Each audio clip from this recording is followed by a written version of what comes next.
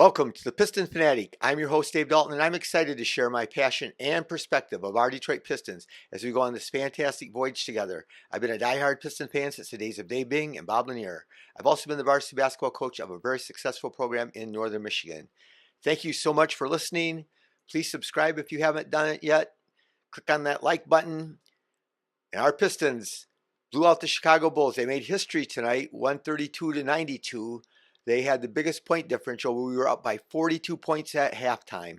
And so it was incredible. It was 71-29 at halftime. So the Bulls could do no right and the Pistons could do no wrong. But bigger than that, our guy Malik Beasley breaks the all-time single season record for threes in a season that was held by Sadiq Bey. He made his 212th three tonight, and man, there's a lot of season left over, and he still broke the record already. So, and I don't know why he's not in the 3-point contest. He should be.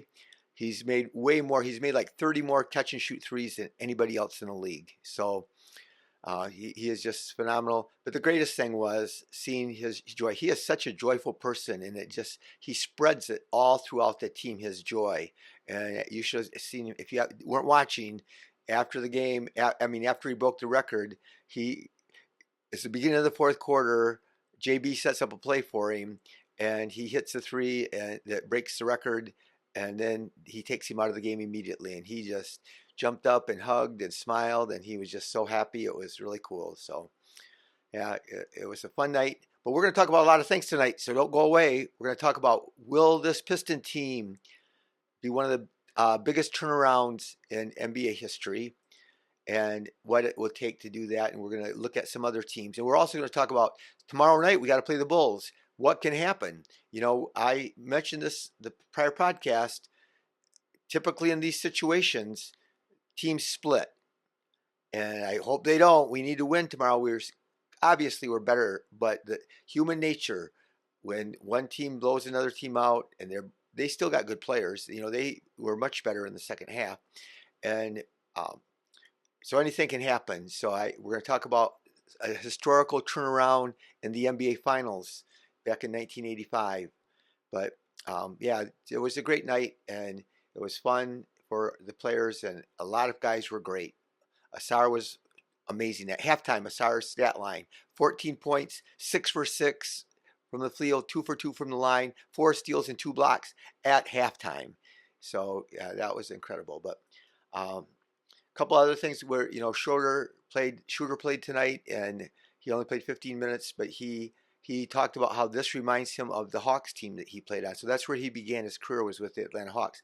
They had this team, they were coached by Budenholzer, and they won 60 games, and they had a bunch of no-name guys.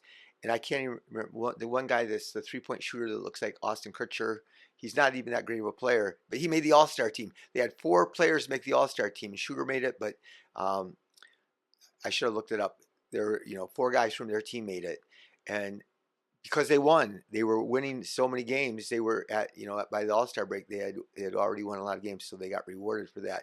Reminds me, the Pistons, we had that great team, that '04 championship team. I don't know what year we put 4 guys in the All-Star game because we had such a good record and we were champions. But we had Chauncey, Rip, Ben, and Sheed all made the All-Star team, and they all got to play on the court at the same time for part of the game. So that was really special for me. But yeah, so tomorrow, anything can happen. But the good thing is we're rested going into the All-Star break, and that's a good thing. But in 1985, first game of the NBA Finals, it was Memorial Day. It was called the Memorial Day Massacre.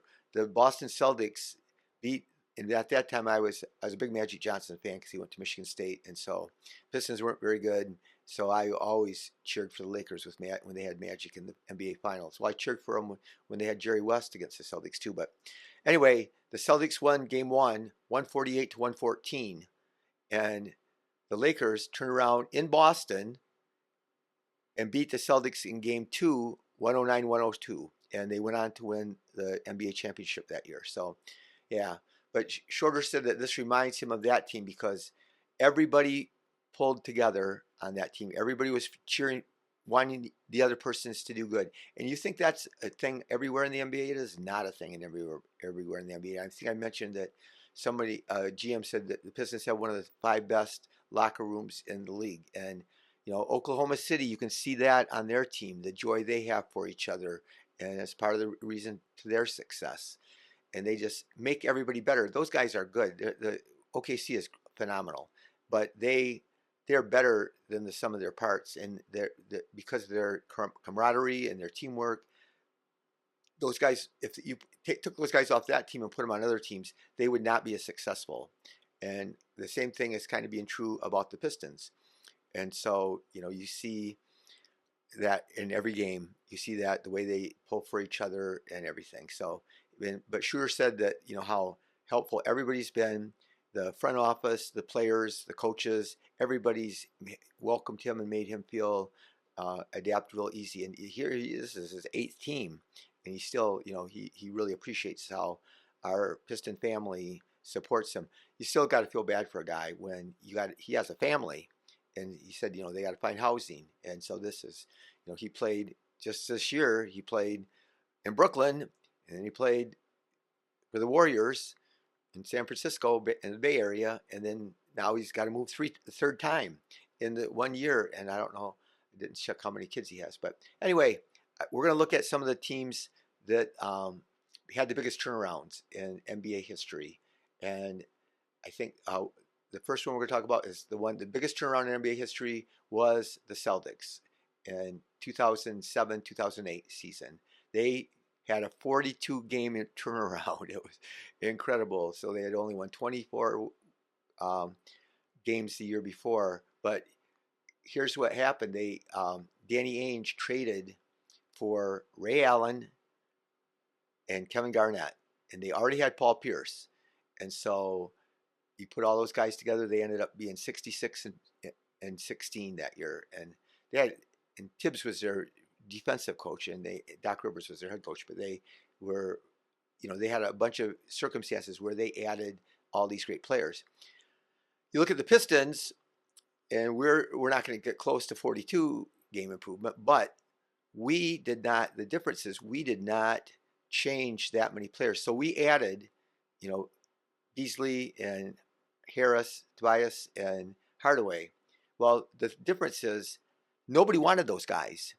I mean, the reason we wouldn't have got Beasley if he signed for $6 million for 1 year, and we overpaid Harris more than because we were bidding against nobody, and the Mavs had been trying for 3 years to get rid of Hardaway, and so they even gave us picks to take his contract away, and anybody could have had those guys.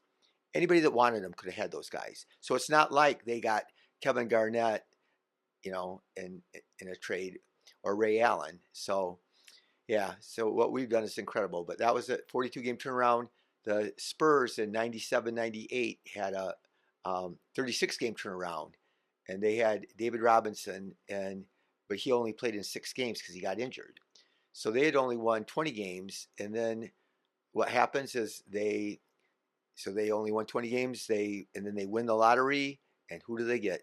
Tim Duncan, and he had just this amazing rookie year. So they won 56 games. They ended up winning that year. So they had a 36-game winning streak. But again, really unique circumstances where huge change. You add an MVP type player like Duncan, and then a MVP player like Robinson, David Robinson, and then add to it. He was still in his prime then. And then you add Duncan, who had an unbelievable good rookie year. So, and then another team that was for the Spurs. So the Spurs have got so lucky, and I resent the Spurs and then they get Wemby. But they in 1989-90 season they won 35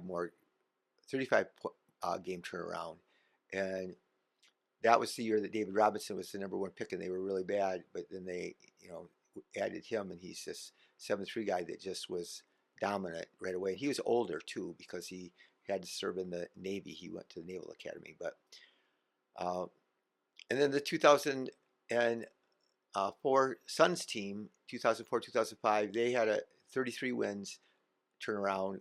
They had Steve Nash, and they got Steve Nash as a free agent because the Mavericks were too cheap to sign him, and they had a bunch of young guys who were just coming on, and they had Sean Marion and Joe Johnson, who was a really good player, and Amari Stoudemire, and those guys.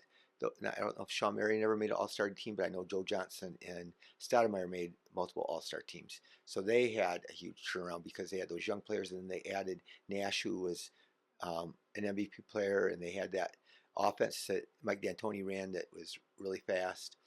And then the 89, 79, 80 Celtics. So this was another huge. They were smart and lucky. This is when, so back then they had a rule. Larry Bird was, they drafted him the year before he graduated, but because he went to Indiana his freshman year, but he didn't like it there, so he left.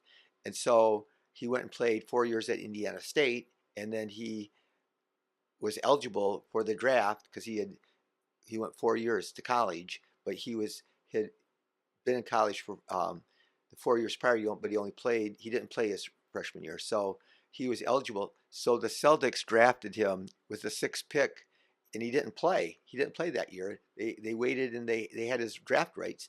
You can't do that now, but the Celtics got to have him.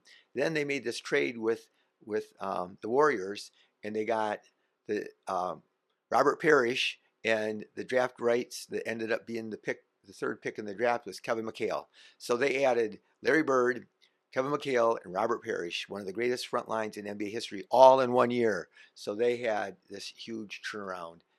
And so that was, and then the Bucks in 69-70, they had a 20-game turnaround, but that was because Lou Alcindor, who became Kareem Abdul-Jabbar, he was a rookie that year, and then they had Oscar Robertson they got, and so that was a big turnaround. But then since then, all the other teams have had turnarounds of like 27 wins. So that is what we're looking at. If we ended up winning, if we're 41-41, that's half our games. If we win half our games for the rest of the year, we're over 500 right now. That would still be a 27-game turnaround. And so that still will be ranked really high as one of the biggest turnarounds in NBA history. So, yeah, we just got to keep on going. So, we're 2 games over 500 right now. And if we win tomorrow night, we'll be 3 games over 500. So that would be really cool. So, yeah, and there's teams like this year's Suns, we got this great locker room. Did you know the Suns, their luxury tax, not their payroll, only in luxury tax. Matt Ishbia, who used to play at Michigan State for Tom Izzo, he didn't play very much, but anyway, he's the owner and he's a billionaire, but he is paying $152 million in luxury tax for this season alone. 152 million is more than our whole payroll, but he's paying that not just for his players, he's paying that just in luxury tax. So, and then their locker room is really toxic. Everybody thought they were going to be such a great team, and then they turned out not to be. So, anyway, just a little walk down NBA history on a night when there wasn't much going on in the game because it was fun. Watching guys come out and we run the break, and everybody was passing and shooting and scoring, but Asar he ended up with 22 minutes and 7 for 8 and 2 for 2 on free throws, 3 rebounds, 4 assists, 4 steals, 2 blocks, 5 fouls. So you got to try not to foul so much. But we want him to be aggressive, and that's how you get steals and blocks. You risk getting fouls, but he is, like we've talked about in past podcasts, he is amazing, and I love watching him. He's one of my favorite players in the whole league to watch. So Tobias had a good game again. Tobias has been consistently good for a while now. 25 minutes, 8 for 13, 2 for 6 on threes, 3 rebounds, 0 assists, 3 steals, 1 block, 18 points. So, and for only 25 minutes, 18 points is really good. Duran played 23 minutes, only 2 for 5, 11 rebounds, 5 assists. So he's averaging 6 assists over the last 5 games, and he's made great passes and not turning the ball over. He had 4 points only, but he still has been, continuing his great last month or so. And Hardaway, probably the only guy that didn't have a good game, 18 minutes and 1 for 6, and one for 6 from overall, 1 for 6 on threes, and he had 3 rebounds, 3 assists, 2 turnovers. We're going to talk about him in another podcast about, it's going to be interesting what happens with Tim Hardaway next year. So we got to we're going to have a segment next and pretty soon about that. So Cade had a really nice game, 27 minutes, 9 for 14, 1 for 2, 1 for 1, 6 rebounds, 7 assists, 1 block, 0 turnovers, 20 points. 0 turnovers, 20 points. And he didn't play any of the fourth quarter. And so he, obviously he would have had another triple-double. He's third in the NBA this year in triple-doubles. He's third ranking in the most triple-doubles by a Piston in history. The 2 other times that somebody got more than 8 were both Grant Hill. He did it both times. He had more than that. But anyway, Cade was terrific tonight. He made a reverse dunk on a breakaway. It was pretty cool.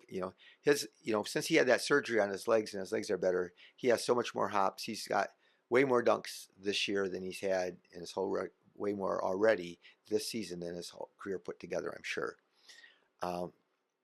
Beasley, the man of the hour, only played 15 minutes. He was 8 for 12, 7 for 10 on threes. If my math does me right, that's 70%. He is just amazing. 1 for 1 on free throws, 4 points, 2 rebounds, and 0 assists. I always say that, but so anyway, he had 24 points in 15 minutes, so it's incredible.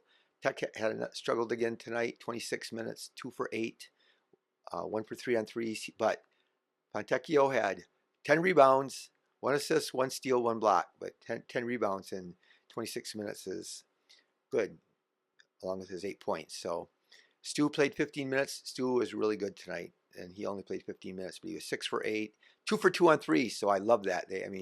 Vucevic left him wide open, and he just didn't hesitate, and I don't want him to hesitate. I want him to shoot it. But he had 8 rebounds in 15 minutes, and 1 steal, 1 block, 5 turnovers, though. So that's a weird thing. And, Stu turned it over quite a bit last year, but to play only 15 minutes and have 3 turnovers as few times. And, he shot it 8 times.